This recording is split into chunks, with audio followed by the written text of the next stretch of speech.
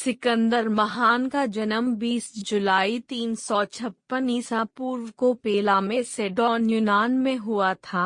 वह मैसेडोनिया का ग्रीक प्रशासक था। इतिहास में सिकंदर सबसे कुशल और यशस्वी सेनापति माना गया। अपनी मृत्यु तक सिकंदर उस तमाम भूमि को जीत चुका था जिसकी जानकारी प्राचीन ग्रीक लोगों को थी, इसलिए उसे विश्व विजेता भी कहा जाता है। सिकंदर के पिता का नाम फिलिप द्वितीय और माता का नाम ओलिम्पियाज था। सिकंदर ने अपने कार्यकाल में ईरान, सीरिया, मिस्र, मेसोपोटामिया, फिनिशिया, जुदेया, गाजा, बैक्ट्रिया और भारत में पंजाब तक के प्रदेशों पर विजय हासिल की थी। सिकंदर ने सबसे पहले ग्रीक राज्यों को जीता और फिर एशिया, म्यांमार, आधुनिक तुर्की की तरफ बढ़ा। उस क्षेत्र पर उस समय फारस का शासन था। फारसी साम्राज्य मिस्र से लेकर पश्चिमोत्तर भारत तक फैला था।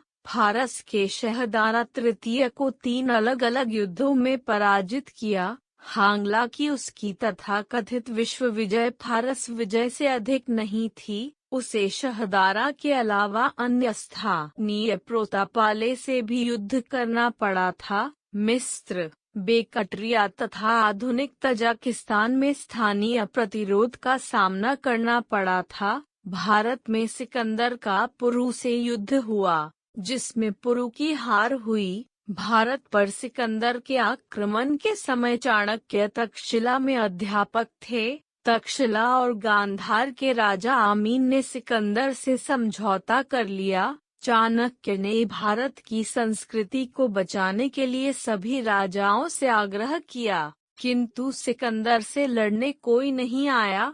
पुरु ने सिकंदर से युद्ध किया था, किंतु हार गया। मगध के राजा महापद्मानंद ने चाणक्य का साथ देने से मना कर दिया और चाणक्य का अपमान भी किया। चाणक्य ने चंद्रगुप्त को साथ लेकर एक नए साम्राज्य की स्थापना की और सिकंदर द्वारा जीते गए राज्य पंजाब के राजदूत सेल्यूकस को हराया। सिकंदर के आक्रमण के समय सिंधु नदी घाटी के निचले भाग में विश्वविगन के पड़ोस में रहने वाले एक गण का नाम अगलरसाई था।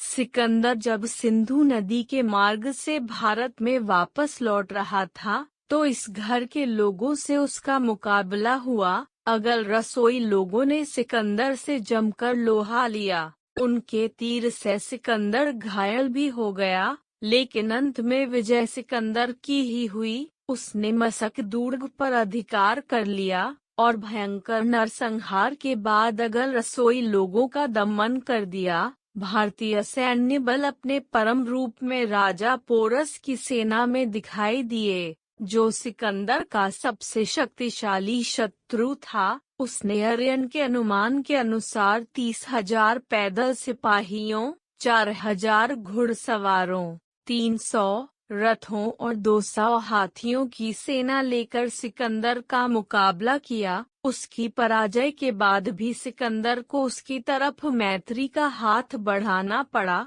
अगलरसोई जाति के लोगों ने 40,000 पैदल सिपाहियों और 3,000 घुड़सवारों की सेना लेकर सिकंदर से टक्कर ली। कहा जाता है कि उनके एक नगर के 20,000 निवासियों ने अपने आप को बंदियों के रूप में शत्रुओं के हाथों में समर्पित करने के बजाय बाल बच्चों सहित आग में कूदकर प्राण दे देना ही उचित समझा। सिकंदर को कई स्वायत्त जातियों के संघ के संगठित विरोध का सामना करना पड़ा, जिनमें मालव तथा शूद्रक आदि जातियां थीं, जिसकी संयुक्त सेना में 90,000 पैदल सिपाही, 10,000 घुड़सवार और 900 से अधिक रथ थे। उनके ब्राह्मणों ने भी पढ़ने लिखने का काम छोड़कर तलवार संभाली और रण क्षेत्र में लड़ते हुए मारे गए। बहुत ही कम लोग बंदी बनाए जा सके। 325 ईसा पूर्व में सिकंदर भारत की भूमि छोड़कर बेबीलोन चला गया। 33 साल की उम्र में बेबीलोन में उसकी मृत्यु हो गई।